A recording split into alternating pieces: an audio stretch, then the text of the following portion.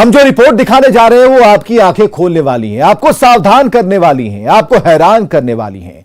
अगर आप एटीएम से पैसे निकालने जाते हैं तो आप इस रिपोर्ट को जरूर देखें। सावधान, एक चूक से लग सकता है चूना। आप हो सकते हैं कंगाल।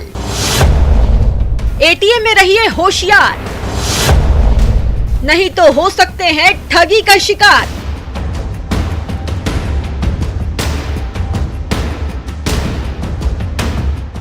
अगर आप एटीएम में पैसे निकालने जा रहे हैं और मशीन में कुछ परेशानी है तो वहां मौजूद किसी दूसरे को अपना एटीएम कार्ड न दें और न ही किसी अनजान शख्स से मदद लें। अगर आप ऐसा नहीं करते हैं तो आप ठगी के शिकार हो सकते हैं।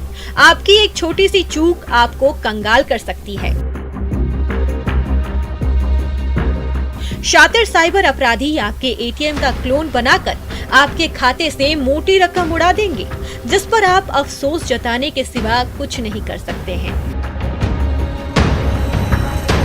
पुलिस कस्टडी में खड़े यही वो 3 शातिर साइबर अपराधी हैं, जिन्हें लोगों ने जमुई शहर के बोधवन तालाब के इलाके में इंडियन बैंक के एटीएम से धोखाधड़ी के दौरान रंगे हाथों पकड़कर पुलिस को सौंप दिया है। सोमवार को भी एक शख्स को इसी एटीएम से गिरफ्तार किया गया था, जो एक महिला का एटीएम लेकर धोखाधड़ी करने में लगा था। गिरफ्तार आरोपी में अनिल कुमार, गोपाल शरण, दीपक कुमार और गजेंद्र कुमार हैं। ये सभी चारों साइबर अपराधी नवादा जिले के रहने वाले हैं, जो दूसरे का एटीएम क्लोन बनाकर खाते से रुपए उड़ाते हैं। एटीएम में लगे सीसीटीवी कैमरे में जो तस्वीरें कैद हुई हैं, उसे देखकर आप भी दंग रह जाएंगे। ये शातिर इतनी सफाई से अपने काम को अंजाम देते हैं कि आपको भनक तक नहीं लगेगी और आपका अकाउंट खाली हो जाएगा।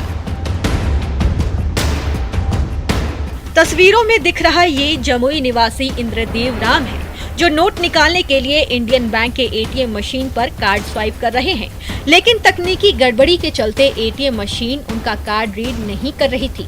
तभी गुलाबी टी शर्ट पहना एक शख्स पहुंचता है, मदद की पेशकश करता है। इंद्रदेव राम अपना एटीएम कार्ड उसे सौंप देते हैं।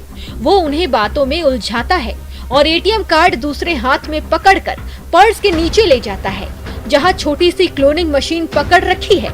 इसी मशीन पर वो इंद्रदेव राम का कार्ड 2 बार स्वाइप करता है। इसके 2 दिन के बाद ही इंद्रदेव राम के खाते से 84,000 रुपए गायब हो जाते हैं। इनकी हाथ से ऐसे लगा दिया, हमको पता नहीं था सर कि क्या हो रहा ना हो रहा।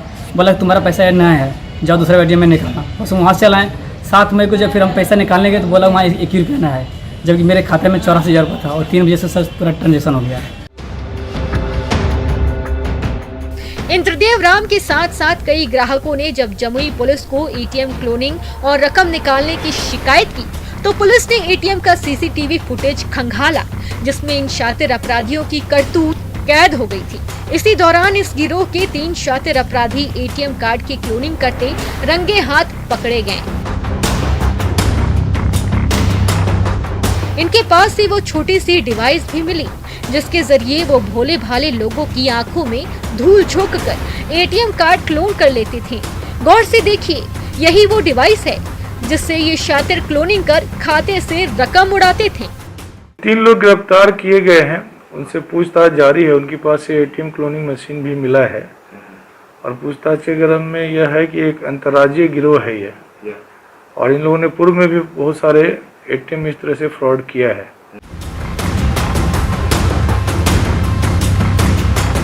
जमुई में हाल के दिनों में एक के बाद एक एटीएम फ्रॉड की कई वारदात हो चुकी है।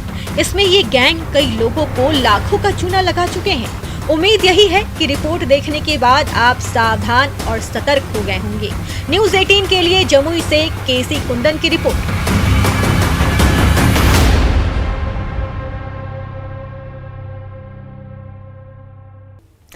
कातिल ने बड़ी सफाई से धोई थी आजमी, लेकिन उसे खबर नहीं थी कि लहू बोलता भी है। और ऐसा ही हुआ इस हत्याकांड में, जहां पूरे 5 महीने बाद पुलिस ने इस लव ट्रायंगल की खौफनाक कहानी से पर्दा उठाया और कातिलों को पहुंचा दिया सलाखों के पीछे। सिंदूर के पीछे की साजिश बेनकाब। सलाखों में पहुंचा असली गुनहगार। 5 महीने बाद पुलिस ने सुलझाई गुत्थी। तारीख 29 जनवरी 2021। जगह अरवल। ये वो तारीख थी जब वीरन विघा गांव के खेत से पुलिस को एक डेड बॉडी बरामद हुई थी, जिसके गले पर रस्सी के निशान थे। शव को देखने से लग रहा था कि किसी ने उसकी हत्या कर लाश को खेत में फेंक दिया है। मौके पर मौजूद पुलिस ने शव को पोस्टमार्टम के लिए भेज दिया और आगे की तफ्तीश में जुट गई। जांच करने पर पता चला कि मृतक का नाम छोटन सिंह है, जो अरवल से बाहर ड्राइवरी का काम करता था और कुछ दिन पहले ही अपने गांव लौटा था।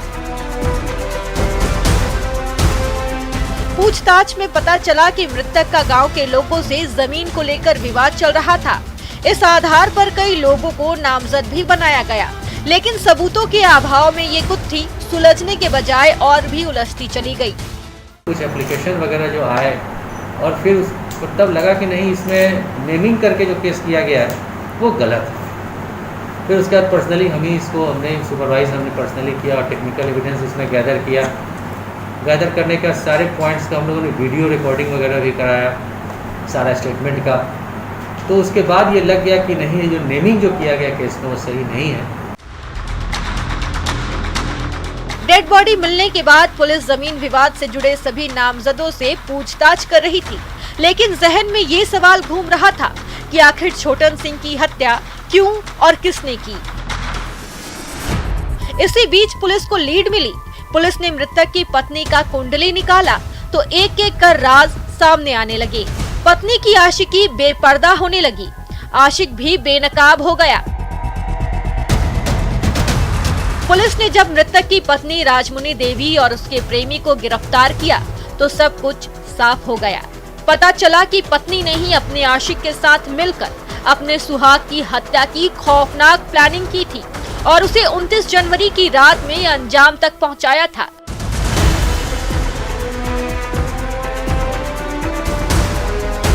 सबसे पहले उसने अपने पति के खाने में नींद की गोली मिला दी, जिसे खाते ही उसका पति छोटन सिंह गहरी नींद की आगोश में चला गया।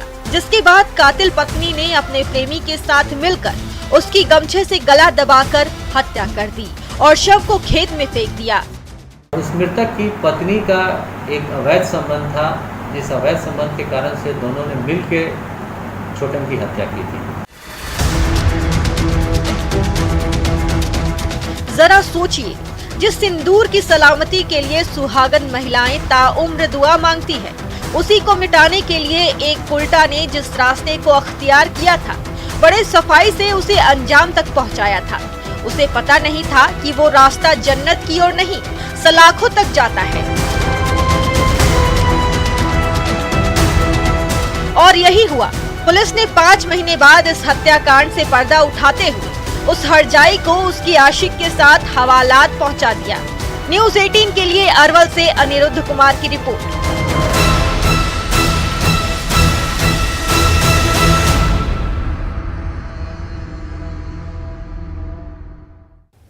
वक्त तो चला एक ब्रेक का, जल्द हाजिर होते हैं।